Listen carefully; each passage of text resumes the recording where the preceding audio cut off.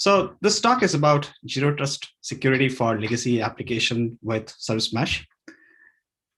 Think of a scenario where you're working with a customer and a customer has a very large deployment of an application. And let's call it a legacy application because anything with right now we are doing with, say, VM-based applications with a 3-tier application has now become a legacy application.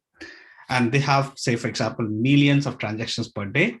And this customer CIOs comes and challenges you to propose a security model so that you can do an end-to-end security between all application tiers.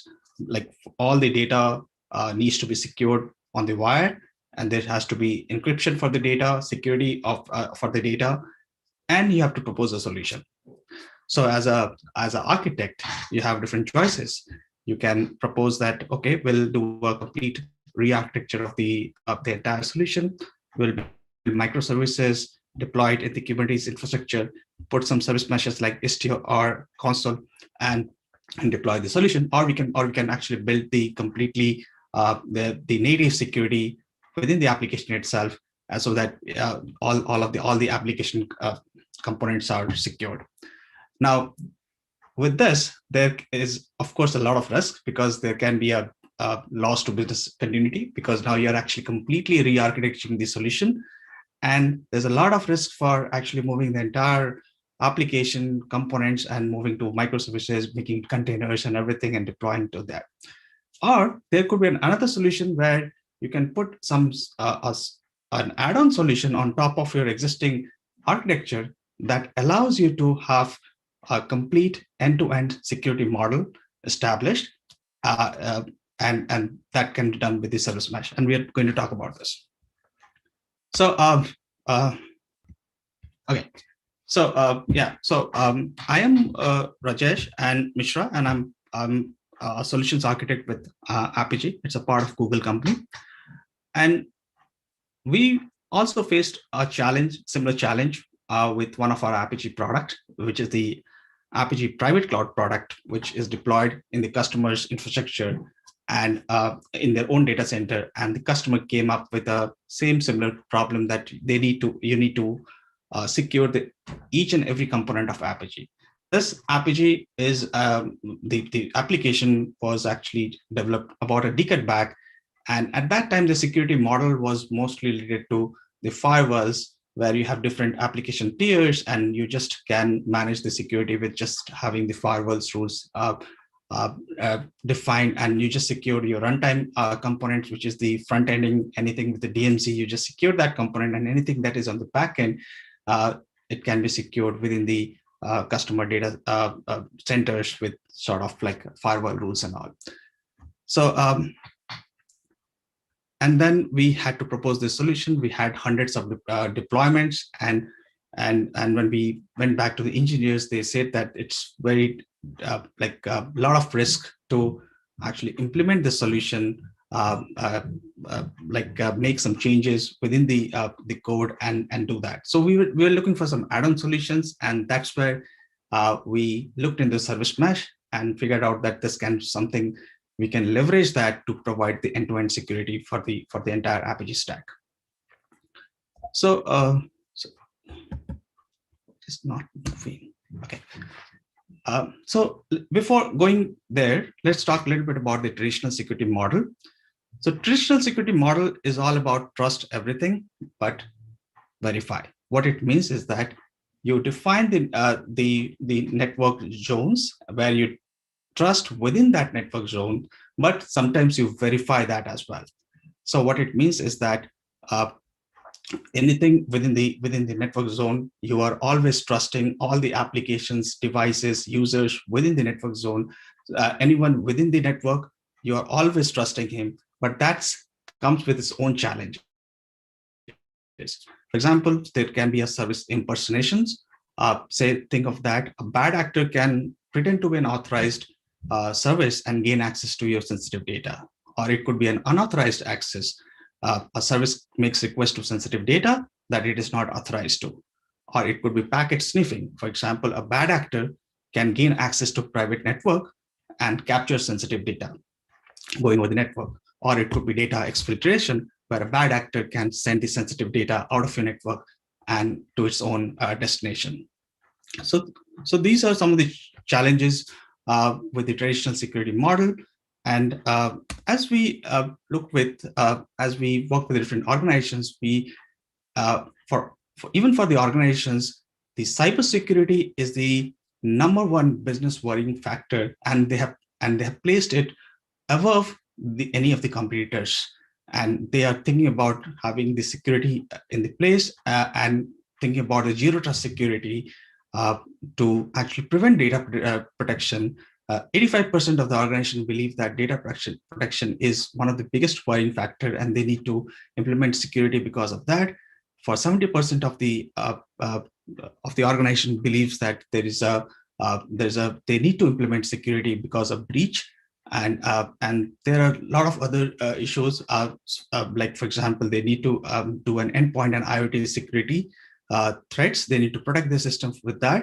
And they are also worried about the insider threats. About 52% of the organization believe that there is an insider threats. And then there are some other issues with regulatory compliance as well, because of which they are thinking about moving to zero trust security. Now, before we go further, let's understand what is a zero trust security. So zero trust security is based on the principle of never trust, always verify. So this requires all the users, even those inside the organization enterprise networks, to be authenticated and authorized and continuously validated before being granted access to the data and applications. What it means is that you're not trusting any of the applications and users, even within the networks, even those who are within the organization network parameters as well. And always it is authenticated and authorized, and you're always continuously validating the authenticity of the users and devices before giving him granting him access to the application. So there are actually 4 fundamental categories for identity-driven controls and zero trust security. One is human to machine access. One is machine to machine authentication and authorization, machine to machine access, and there can be machine to machine authentication and authorization. There are 4 different types of fundamental categories of identity-driven controls. Now, there are different technologies, like, for example, multi-factor authentications, or it could be identity and access management control, through which some of these are managed, especially things like when a human is accessing the machines, or human is authenticating and authorizing, then some of these technologies like MFAs and the IAMs are very, very useful, and a lot of organizations are implementing these technologies or these tools in the place now. Then there are some other access, like, for example, machine-to-machine access, and that's where a lot of application level requirements that comes in, because now even when the 2 applications are talking to each other, they need to have a security in place. They need to have a proper identity in place, so that one services which is accessing to other services should not be, like, for example, should be authenticated, authorized, and should be and they should be validated as well continuously. So what zero trust security will help you with is to enforce consistent policies, gain visibility into users, devices, and components, helps you to better detect and respond to threats, and scale on demand. So with zero trust security, when you implement that in your applications, it will help you to consistently enforce the policies. So it is like a policy-driven security can apply to our applications, and the other aspect is that it can help you to give a lot of visibility into all the devices, users who are accessing your systems, and all your components, and the other big aspect is definitely you can scale on demand, like you can scale your applications as and when required. So let's talk a little bit about the legacy applications and how all of this comes together. Why we are just talking about the legacy applications now. So essentially, this is all the security models which we have, like for example, this zero trust security with service mesh and all, typically works very well with the cloud native applications. If you're building, say, Kubernetes applications, or you're building some other like container based applications, then all of these comes with some of the toolings that we have available now. You can actually have this security built up like natively there. But when it comes to legacy applications, the traditional thinking was always like having the different network zones and having the firewall rules defined within the zone to protect the services. So as in this case, I've taken a simple say 3-tier application, and in that we have, say, for example, two services, service A and service B, and they are protected by the firewall. So they're the first firewall rule, as you can see, that it's a very it's a subnet level firewall protection. So we gave the a complete network zone, say, which is, say, in the application tier talking to the, say, data tier, and there's a complete zone level firewall access which I've given on, say, port 5432. And so with that, as you can see, that it will definitely grant you the access, but it is very broad, very generic. And the advantage is that, of course, if you have to add a new node in any of the application tier, you don't have to actually go and write the firewall rules again. But this comes with its own challenge, because now you can actually add any of the nodes, and any of the insiders can write their own nodes and talk to the to the data tier. And to make it granular, you can actually again say provide a very specific firewall rule where you can define the source and target, and then and define that port for that. But again, with the second approach, the challenge will be it will be very difficult to scale, and now you have to manage all the different IP addresses out there. So as the application grows in scale, you again have to manage all these IP addresses and everything.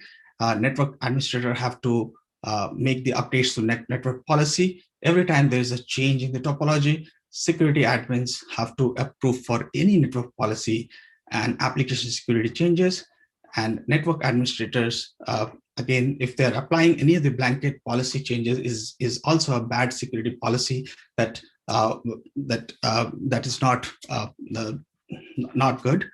And it also means that there's a trust in everything right now. Any intruder can actually imposter itself as, I say, service A and connect to the service B, which it should not be desired.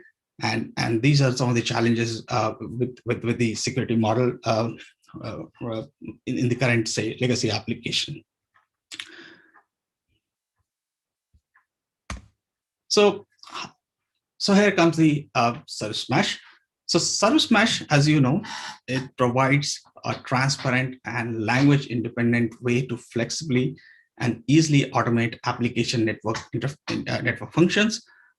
So it provides the network infrastructure for all the different services to communicate between each other. It provides the traffic management and routing. It provides the service discovery and security of all the different services, and provides the observability of the entire services which are deployed in the service mesh. So it's a very popular. There are different popular frameworks out there. Istio is very popular, and then there is a Consul as well, is very popular service meshes around the world. And so typically, a service mesh has two different components. One is a control plane, and one is a data plane. And control plane is responsible for securing the mesh, facilitating the service discovery, health checking, and all the policy enforcement and all the operational complexities are done at the control layer. And the data plane is responsible for service-to-service communications. And so it does that by adding a sidecar on top of each of your services. And the sidecars actually abstracts all the network complexities around the communications, and then what happens is that you deploy all the security on those sidecars. For example, if these two services need to talk to each other and they need to be secured with, say, MTLS, you can have the sidecars, and MTLS can take care between and the sidecar can take care of the MTLS between the two different components, so that individual services, you don't need to make any changes in the code, and sidecar can actually handle all the network complexity and the securities around this. So that's how the service mesh can do here. And so as I talked about, HashiCorp, again, service mesh does the machine-to-machine access by enforcing authentication between applications and ensuring only the right machines are talking to each other. So you have to ensure that only the right machines are talking to each other. And it also codifies the authentication and authorization traffic rules with interpreted traffic. It helps to discover services, automate network configurations, and enables secure connectivity across any cloud or runtime. So again, under the hood, there is just a sidecar proxy that is running alongside all the services. As you can see, between the service A and service B, there is a egress sidecar proxy that is running, and for service B, there is an ingress sidecar proxy running. So the communication happens from the service A. It first goes to the egress service, and from there it goes to the ingress service of the service B, and then ingress sidecar of the service B, and then from ingress of sidecar it goes back to service B, and same the vice versa, the other outbound traffic as well. So there's a sidecar on which you can actually implement the TLS security between them, and you don't have to actually write any of the coding around that on your actual services, but just having the sidecar, you can actually have all the like security policies defined there. For example, if you want to do some MTLS between these two components, you can define that. If you want to say that you just want to deny a particular service to access a particular another service, you can write those rules, and those can be applied to the service mesh, and those policies can be enforced out there. So with that, what happens is that the network administrators can define a very generic network policies, very broad range of IP policies, and without actually worrying about whether hackers can impersonate, because they can actually define, because the security administrator can define a fine granular level of service policies, where they can define that which services should be able to access the other services, and that's how they can design all the security policies around that. This MTLS uses the SPIFFE certificates that issues the identity to services in a heterogeneous environments, and then you can have the service mesh visibility, where you can do the end-to-end visibility across the network traffic. So with that, I'll go to a small demo where I will show you a simple example of how you can actually implement this service mesh, and how you can leverage that for your, say, legacy applications which are running, and without making significant investments on actually refactoring the entire application with say Kubernetes or say containers. You can implement the zero trust security, and then you can later do for the refactoring.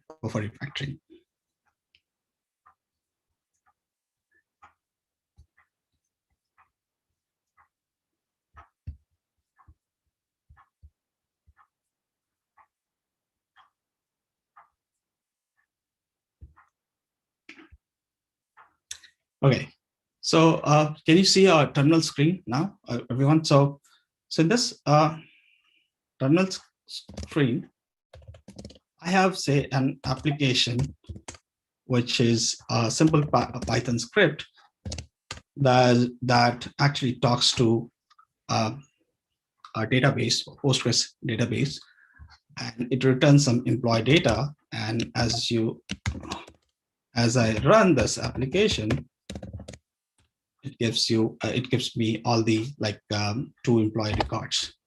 Now, when so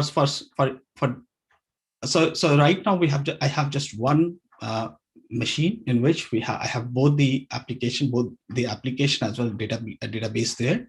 So I have a Postgres database and the application. But in a real life scenario, there can be two different nodes. One node for say application, another node could be the database. So now if you implement a service mesh, so the first thing that you need to do is that you have to start something called Consul agent, and that's something you can start with this command.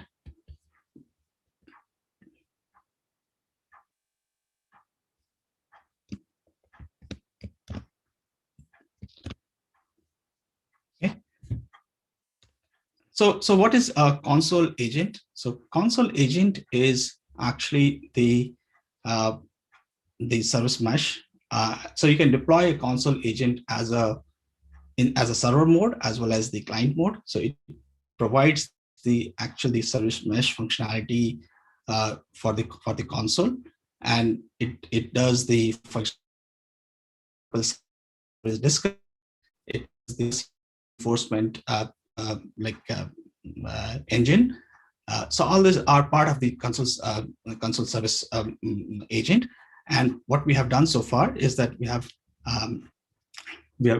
just started the Consul agent, and now what we have is I have written.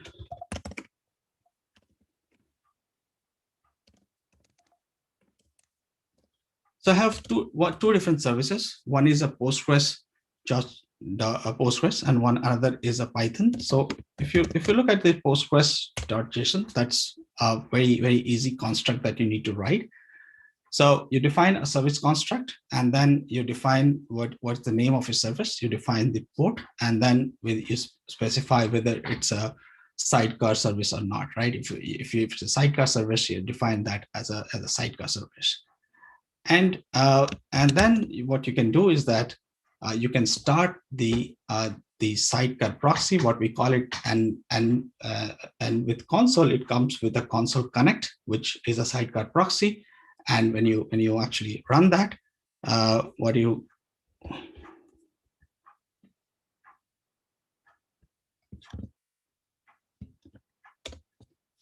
see, the sidecar proxy has started. So now we have a Postgres, and Postgres, on top of the Postgres, there is a sidecar proxy that is running, and which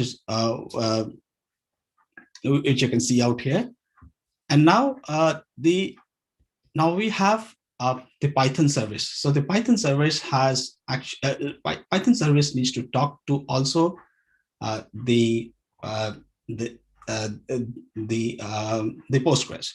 Now, since there is actually no for example, real application right now running, or the real web application running, so what we can define is a service where you define what are the upstreams, what are the upstream connections out there. Like, for example, and the best way to define that is you can go there and define it like, say, python.json, where you define what is a Python.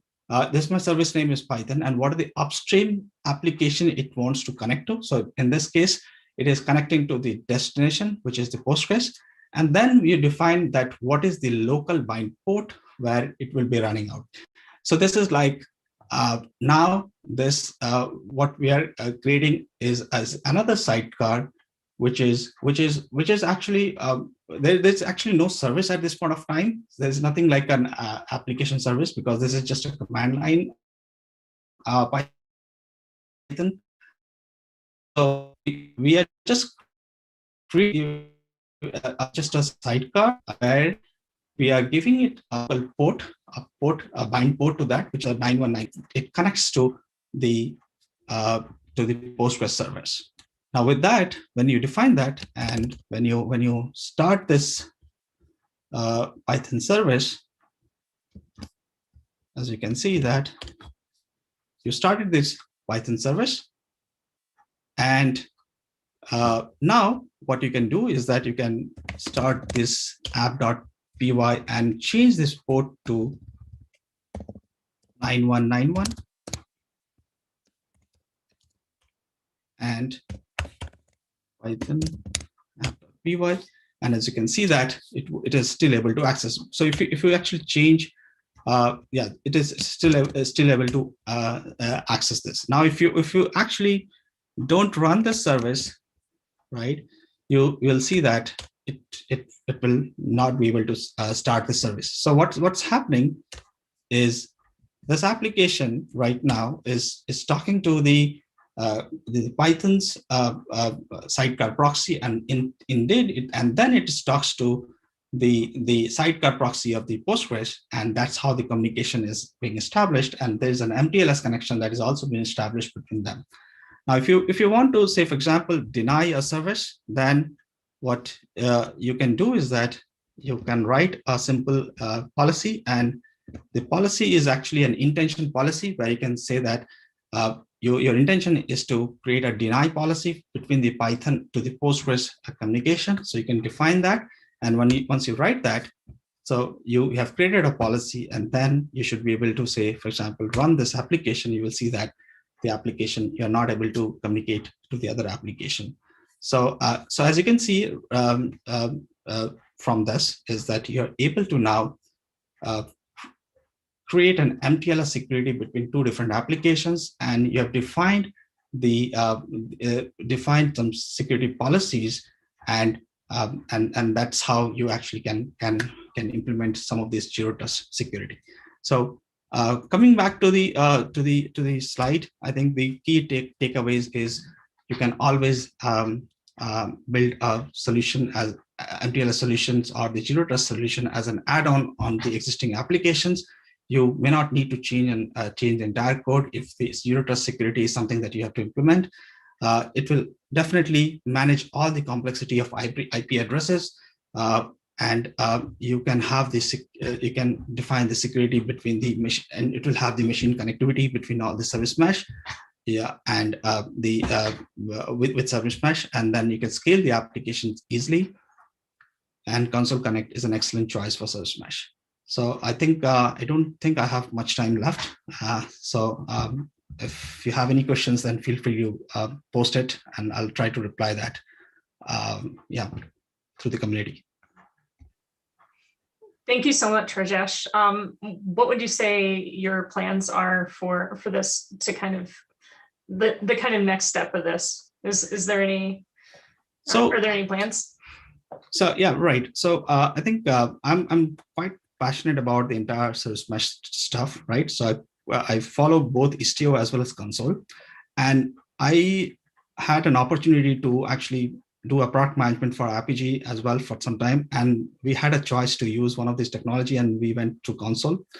And the reason was it was easy to use at that point of time, easily deployable on VMs, and we actually made this solution work for our customer deployments as well. So I'm extremely I would say passionate about in that things, and I'd like to see how we can actually take out some of the still there's some complexity around that. There's still some issues around like multi-clusters and how do we actually have the operational stability, and some of these can be definitely worked upon, right? And I would love to see HashiCorp make a lot of significant contribution to that, right, on this. Well, thank you for that. Appreciate the talk. It was very informative and well delivered. So appreciate the time. If you can, join us on the chat. There will be more questions coming in, I'm sure. But we appreciate your time and effort here.